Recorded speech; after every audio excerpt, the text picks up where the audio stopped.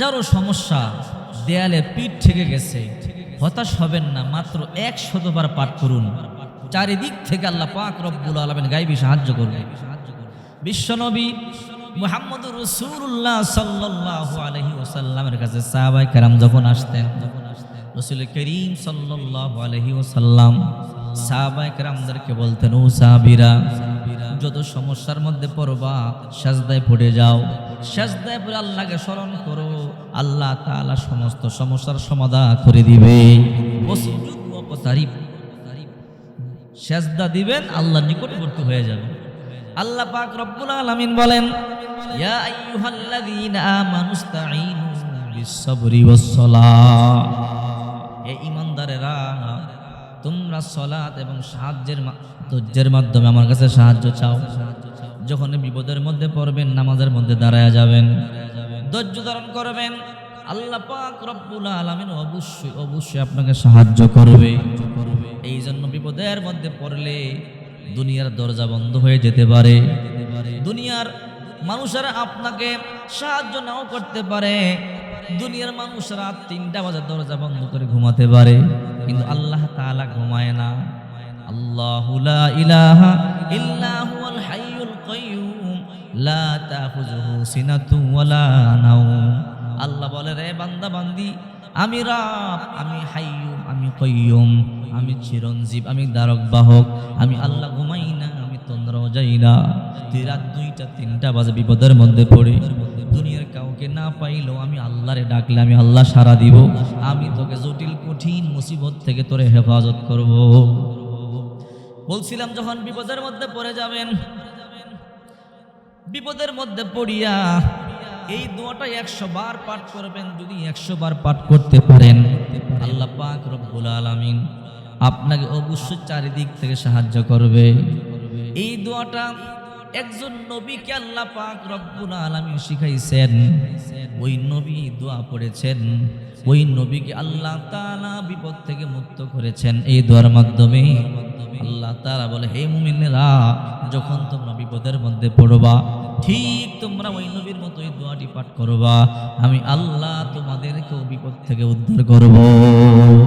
লা ইলাহা ইল্লা আনতা সুবহানাকা ইন্নী কুনতু মিনাজ জালিমিন। আল্লাহ তাআলা বলেন, এই দোয়া পড়েছিল আমার একজন পয়গম্বর ইউনূস। হ্যাঁ মুমিনরা, তোমরা শিক্ষা গ্রহণ করো। ইউনূস পয়গম্বর যখন তার স্বজাতিকে দাওয়াত দিলেন, ইউনূস পয়গম্বরের জাতি দাওয়াত কবুল করলো না। ইউনূস পয়গম্বর মনে মনে কষ্ট পাইলেন, কষ্ট পাইয়ে এলাকা ছেড়ে ইউনূস পয়গম্বর চলে গেলেন। এই জাতির এত দাওয়াত দিলাম, জাতি কথা শুনলো না। ইউনূস পয়গম্বর চলে গেলেন, বহু দূরে চলে গেলেন, বহু দূরে চলে গেলেন, নদীর পারে দাঁড়িয়ে আছে, নদীর ওই পারে চলে যাবে।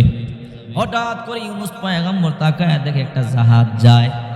ইউনূস পয়গম্বর ইশারা করলেন, আমাকে নিয়ে যাও। জাহাজ এসে ভিড়ল, ইউনূস পয়গম্বর জাহাজের মধ্যে উঠলো। উঠার পরে ইউনূস পয়গম্বর জাহাজের মধ্যে উঠার পরে জাহাজ হেলাধুলা শুরু করে দিল। নদীর মধ্যে বাতাস নাই, তুফান নাই, ঝড় নাই, কিন্তু ধুলা শুরু করে দিল। তখন সবাই টেনশনে পড়ে গেল, এমন করলে তো জাহাজ ডুবে যাবে, সবাই মরে যাব। একজন জাহাজের মধ্যে পাদ্রী ছিল, অর্থাৎ একজন আলেম ছিল। ওই আলেমের কাছে গিয়ে বলে, আপনি আমাদেরকে বুদ্ধি দেন, কি করব। ওই আলেম মুরাকাবার মধ্যে বসলেন। মুরাকাবার মধ্যে বসে কিছুক্ষণ পর বলে, এখানে এমন এক ব্যক্তি আছে যে মালিকের হুকুম ছাড়া চলে এসেছে। ওই ব্যক্তি যদি জাহাজের মধ্যে থাকে, জাহাজ ডুবে যাবে। তাড়াতাড়ি ওই ব্যক্তির হাত পা বাঁধিয়ে সমুদ্রের মধ্যে নিক্ষেপ করে দাও। সমুদ্রের মধ্যে নিক্ষেপ করে যদি দাও, তাহলে তোমরা বাঁচতে পারবা। এবার বলতেছে, সত্যি করে বলো, কি মালিকের অনুমতি ছাড়া চলে আসছো? নবীরা মিথ্যা কথা বলে না। ইউনূস পয়গম্বর বলে, আমি। ঠিক আছে, তুমি নি? বলে, হ্যাঁ। ইউনূস পয়গম্বরকে সমুদ্রের মধ্যে ফালায়া দিল। জাহাজ থেকে বিশাল এক বড় মাছ ইউনূস পয়গম্বরকে খেয়ে ফেললো। ওই মাছকে আরেকটা মাছে খাইলো। চিন্তা করে দেখেন, ইউনূস পয়গম্বরকে একটা মাছে খাইলো, মাছকে আরো একটা মাছে খাইলো। 2টা মাছের পেটের ভিতরে ইউনূস নবী সমুদ্রের নিচে একদম মাছ তলদেশ দিয়ে চলতেছে। কখন সূর্য উঠে, কখন সূর্য ডুবে, ইউনূস পয়গম্বর বলতে পারে না। অনেক দিন চলে গেল। ইউনূস পয়গম্বর একদিন হঠাৎ করে বলে, আল্লাহ দেখলাম আমার একটা মাছে খাইছে। আল্লাহকে, ইউনূস রে তুমি দেখলা তোমার একটা মাছে খাইছো, এই মাছটাকে আরো একটা মাছে খাইছে, দুইটা মাছের পেটের ভিতরে তুমি আসো। ইউনূস পয়গম্বর বলে, আল্লাহ কখন সূর্য উঠে ডুবে বলতে পারি না, আয় আল্লাহ বলে দাও কতদিন পর্যন্ত মাছের পেটে আছি। আল্লাহ তাআলা বলে 40 দিন হয়ে গেছে। ইউনূস পয়গম্বর বলে, আল্লাহ আমি কই আছি? বলে পানির একদম নিচে আসো। ইউনূস পয়গম্বর বলে, আল্লাহ তাহলে একটা কথা বলো। বলে কি কথা? আমি জানতে চাই এই সমুদ্রের নিচে আর কতজন মানুষ আছে। আল্লাহ তাআলা বলে, তুমি ছাড়া আর কোনো মানুষ নাই। ইউনূস পয়গম্বর বলে, আল্লাহ যদি আমি ছাড়া কোনো মানুষ না থাকে, এই সমুদ্রের নিচে কোটি কোটি শব্দে কারা তোমার জিকির করে? লা ইলাহা ইল্লাল্লাহ সুবহানাল্লাহ ওয়ালহামদুলিল্লাহ লা ইলাহা ইল্লাল্লাহ। এইরকম করে করে কে জিকির করে? আল্লাহ তাআলা বলে, ইউনূস কোনো মানুষ নাই। তাহলে কে জিকির করে? বলে সমুদ্রের নিচের বালু কণাগুলো আমি মাওলা পাকের জিকির করে। ওই জিকিরের আওয়াজ তুমি সয় মাছের পেটে থেকে শুনতেছো। তুসাব্বিহু লাহুস সামাওয়াতুস সাবউ ওয়াল আরদু ওয়া মান ফীহিন্না ওয়া ইন মিন শাইইন ইল্লা ইউসাব্বিহু বিহামদিহি ওয়ালাকিন লা তাফকাহুনা তাসবিহাহুম।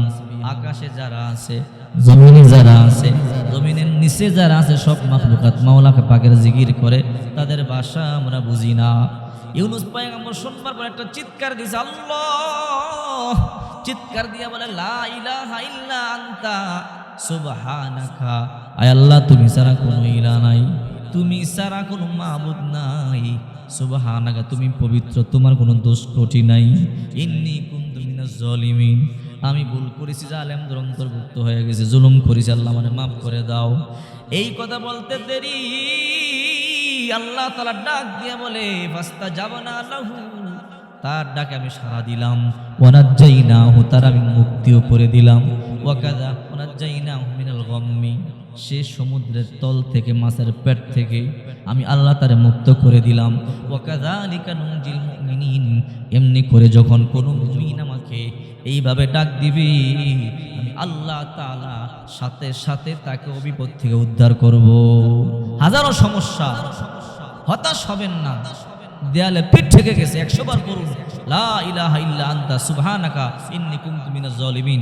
চারিদিক থেকে আল্লাহ পাক রব্বুল আলামিন গায়বী সাহায্য করবে, কোনো টেনশন থাকবে না, আল্লাহ অবশ্যই আপনাকে মুক্ত করবে।